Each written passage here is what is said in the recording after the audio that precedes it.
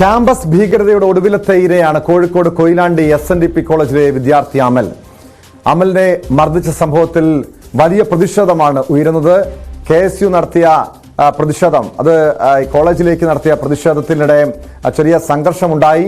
KSU പ്രവർത്തകർ പ്രിൻസിപ്പലിനെ ഉപരോധിച്ചു. അതേസമയം പരാതിക്കാരനായ വിദ്യാർത്ഥി റാഗിങ്ങിന് നേതൃത്വം നൽകിയത് ചോദ്യം ചെയ്യുകയാണ് ഉണ്ടായതെന്നാണ് SFIയുടെ പ്രതികരണം. അതേസമയം പരാതിക്കാരനായ 2ാം വർഷ ബിരുദ വിദ്യാർത്ഥി CR അമലിനെതിരെയും കേസെടുത്തിട്ടുണ്ട്. 1ാം വർഷ വിദ്യാർത്ഥിയെ മർദ്ദിച്ചെന്ന പരാതിയിലാണ് കേസെടുത്തത്.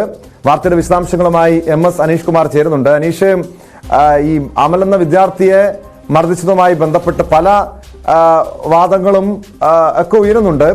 ഇത് ഒരു റാഗിങ്ങിനെ ചൊല്ലിയുള്ള തർക്കമാണ്. 1ാം വർഷ വിദ്യാർത്ഥിയെ അമല് റാഗ് ചെയ്തതിന്റെ പേരിലുള്ള ഒരു ചോദ്യം ചെയ്യലാണ് കയ്യാങ്കളിയിൽ കലാശിച്ചത്, ആക്രമണത്തിൽ കലാശിച്ചതെന്നൊക്കെ പറയുന്നുണ്ട്.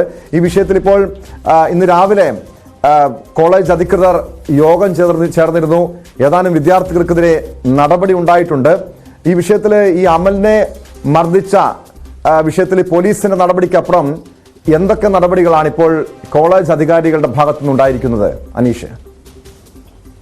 ടോം, ഇതുമായി ബന്ധപ്പെട്ട് കോളേജ് കൗൺസിൽ രാവിലെ മുതൽ യോഗം ചേർന്ന ശേഷം ഒരു തീരുമാനത്തിലെത്തിയിരിക്കുന്നു. ഈ പരാതികളെ കുറിച്ച് അന്വേഷിക്കുന്നതിനായി 5 അംഗ സമിതിക്ക് രൂപം നൽകിയിരിക്കുന്നുവെന്ന് പ്രിൻസിപ്പൽ അല്പസമയം മുമ്പ് അറിയിച്ചിരിക്കുന്നു. ഡോക്ടർ VS അനിത കൺവീനറായ 5 അംഗ സമിതിയാണ് ഈ സംഭവങ്ങളെ പറ്റി അന്വേഷിക്കുക. എന്തായാലും ഈ അന്വേഷണം പൂർത്തിയാകുന്നവരെ 5 വിദ്യാർത്ഥികളെ കോളേജിൽ നിന്നും സസ്പെൻഡ് ചെയ്യുന്നതായി പ്രിൻസിപ്പൽ അറിയിച്ചിരിക്കുന്നു. പരാതികളിൽ സമഗ്രമായ അന്വേഷണം കോളേജിന്റെ ഭാഗത്തുനിന്നും ഉണ്ടാവും. 2 പരാതികളാണ് ഇതുമായി ബന്ധപ്പെട്ട് പ്രധാനമായും വരുന്നത്. അമൽ എന്ന പരിക്കേറ്റ പരാതി നൽകിയ വിദ്യാർത്ഥിയുണ്ട്. അമലിന്റെ പരാതിയിൽ 2 പേർക്ക് SFI യൂണിറ്റ് സെക്രട്ടറി അനുനാഥിനും കോളേജ് യൂണിയൻ ചെയർമാനായ അഭയ് കൃഷ്ണയ്ക്കെതിരെയുമാണ് നടപടിയെടുത്തിരിക്കുന്നത്. 2 പേരെയും സസ്പെൻഡ് ചെയ്തിരിക്കുന്നു. ഈ അമലുമായി ബന്ധപ്പെട്ട അക്രമ സംഭവം നടക്കുന്നതിന് മുമ്പ് ഫെബ്രുവരി 21 കോളേജിൽ ഒരു സംഘർഷം നടന്നിരുന്നു. 1ാം വർഷ വിദ്യാർത്ഥിയായ യൂണിറ്റ് സെക്രട്ടറി കൂടിയായ അനുനാഥിനെ ഈ 3 വിദ്യാർത്ഥികൾ റാഗ് ചെയ്തിരുന്നു. അതിൽ മുഹമ്മദ് ഷഫാഖ്, ആദിത്യൻ, ആദർശ് എന്നിവരാണ് ഈ 3 പേർ. അവർക്ക് 3 പേർക്കെതിരെ നടപടിയെടുത്തിട്ടുണ്ട്. അവരും സസ്പെൻഷനിലായിരിക്കുന്നു. 2 വശത്തുമായി 5 പേരെയാണ് ഇപ്പോൾ സസ്പെൻഡ് ചെയ്തിരിക്കുന്നത്. ഈ സംഭവങ്ങളുടെ തുടക്കവും ഏതാണ്ട് ഈ അനുനാഥിനെതിരായ റാഗിങ്ങിനെ തുടർന്നാണ് എന്നാണ് കോളേജിൽ നിന്ന് നമുക്ക് മനസ്സിലാക്കാൻ സാധിക്കുന്നത്. മുഹമ്മദ് ഷഫാഖ്, ആദിത്യൻ, ആദർശ് എന്നിവരാണ് ഈ അനുനാഥിനെ റാഗ് ചെയ്തത്. അതിനുശേഷം അന്ന് തന്നെ കോളേജിൽ ഈ സംബന്ധിച്ച പരാതി അനുനാഥ് നൽകിയിരുന്നു. പോലീസ് സ്റ്റേഷനിലും പരാതി നൽകിയിരുന്നു. എന്നാൽ പിന്നീട് ഈ 3 വിദ്യാർത്ഥികളുമായി ചർച്ചകൾ നടത്തിയ ശേഷം പിന്നീട് ഈ പരാതി പിൻവലിക്കുകയാണ്. ഇത്തരത്തിൽ പരാതി ലഭിച്ചിരുന്നെന്നും ആ പരാതി പിൻവലിക്കുകയും ചെയ്തെന്ന് പ്രിൻസിപ്പൽ മാധ്യമങ്ങളോട് പറയുകയും ചെയ്തിരിക്കുന്നു. എന്നാൽ ഈ അമലിന്റെ പരാതി വരുന്നതിന്റെ പശ്ചാത്തലത്തിൽ ഇന്ന് വീണ്ടും കോളേജിൽ അനുനാഥ് പരാതി നൽകുകയും ആ പരാതിയുടെ അടിസ്ഥാനത്തിൽ ഇപ്പോൾ നടപടിയും എടുക്കുകയാണ്.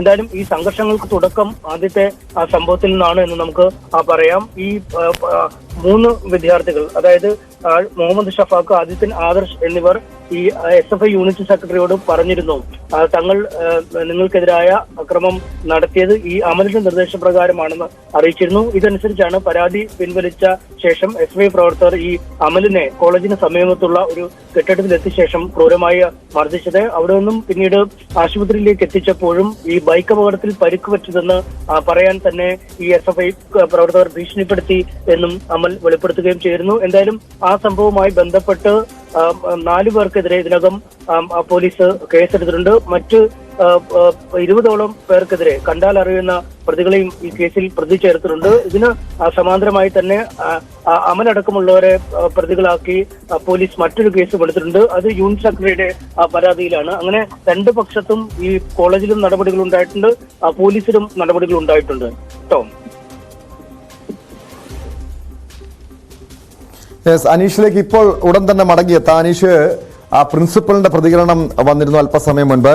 ഈ പരാതികളിൽ ഈ 2 വിഭാഗത്തിന്റെ പരാതികളുടെ സമഗ്രമായ അന്വേഷണത്തിന് പ്രത്യേക കമ്മീഷനെ നിയോഗിച്ചിട്ടുണ്ട്. റാഗിംഗ് പരാതി അന്വേഷിക്കാനോ അതോടൊപ്പം അന്വേഷിക്കാനായി റാഗിംഗ് വിരുദ്ധ സമിതിക്ക് രൂപം നൽകിയിട്ടുണ്ട്. 5 അംഗ കമ്മിറ്റിക്കാണ് രൂപം നൽകിയിരിക്കുന്നതാണ് പ്രിൻസിപ്പൽ നേരത്തെ വ്യക്തമാക്കിയത്. 3/2024 അമൽ CR എന്ന വിദ്യാർത്ഥി തന്ന പരാതിയുമായി ബന്ധപ്പെട്ട് സെക്കൻഡ് ഇയർ BSc കെമിസ്ട്രി വിദ്യാർത്ഥിയായ അഭയ് കൃഷ്ണ ആറിനെയും ഫസ്റ്റ് ഇയർ BBA വിദ്യാർത്ഥിയായ അനുനാഥ് ARനെയും അന്വേഷണ വിധേയമായി സസ്പെൻഡ് ചെയ്യാൻ തീരുമാനിച്ചു. രണ്ടാമത്തെ തീരുമാനം 4/3/24 അനുനാദ് AR എന്ന വിദ്യാർത്ഥി തന്ന പരാതിയുടെ അടിസ്ഥാനത്തിൽ പരാതിയിൽ ഉൾപ്പെട്ട 3 പേരായ Muhammad Shafaq PV second year BA, Adithyan OM second year BBA, Adarsh PK second year BCom എന്നിവരെയും അന്വേഷണ വിധേയമായി സസ്പെൻഡ് ചെയ്യാൻ തീരുമാനിച്ചു. മൂന്നാമത്തെ തീരുമാനം, കോളേജിൽ ഇതുമായി ബന്ധപ്പെട്ട് ലഭിച്ച മൊത്തം പരാതികളുടെ സമഗ്രമായ അന്വേഷണത്തിന് വേണ്ടി കോളേജ് തലത്തിൽ ഒരു എൻക്വയറി കമ്മീഷൻ രൂപീകരിച്ചു. നാലാമത്, റാഗിംഗ് പരാമർശം ഉള്ളതുകൊണ്ട് ഈ പരാതിയുമായി ബന്ധപ്പെട്ട് റാഗിംഗ് ഉണ്ടോ ഇല്ലയോ എന്നുള്ള അന്വേഷണത്തിനായി ആന്റി റാഗിംഗ് കമ്മിറ്റിക്ക് ഈ പരാതികളെല്ലാം റെഫർ ചെയ്തു. ഈ 4 തീരുമാനങ്ങളാണ് ഉള്ളത്. വീണ്ടും MS അനീഷ് കുമാറിലേക്ക്. അനീഷ്, വയനാട് പൂക്കോട് സർവകലാശാലയിലെ സിദ്ധാർത്ഥിന്റെ മരണത്തിന് പിന്നാലെ SFI പറഞ്ഞ ന്യായീകരണം ഒരു പെൺകുട്ടിയുടെ പരാതിയിലുണ്ടായ ഒരു കയ്യാങ്കളിയും വാക്കേറ്റവും അത് പിന്നീട് മർദ്ദനത്തിൽ കലാശിച്ചുവെന്നാണ്. ഇവിടേക്ക് വന്നു കഴിഞ്ഞാൽ, അതായത് ഈ കോഴിക്കോട് കൊയിലാണ്ടിയിലെ കോളേജിലേക്ക് വന്നു കഴിഞ്ഞാലും SFI പറയുന്നത് റാഗിങ് നേതൃത്വം നൽകിയത് ഈ പരിക്കേറ്റ അമലിന്റെ നേതൃത്വത്തിൽ റാഗ് ചെയ്തിരുന്ന ഒരു വിദ്യാർത്ഥി, 1ാം വർഷ വിദ്യാർത്ഥി റാഗ് ചെയ്തു. അതേ തുടർന്നുള്ള പ്രശ്നങ്ങളാണ് ഈ രീതിയിലുള്ള കയ്യാങ്കളിയിലേക്ക് വരെ എത്തിയത്, സംഘർഷത്തിലേക്ക് എത്തിയതെന്ന് പറയുന്നു. ഈ ക്രൂരമായ മർദ്ദനത്തിന് അമൽ ഇരയാകേണ്ടി വന്നത് എന്നൊക്കെ പല രീതിയിലുള്ള ന്യായീകരണങ്ങൾ SFI നിർത്തുന്നുണ്ട്.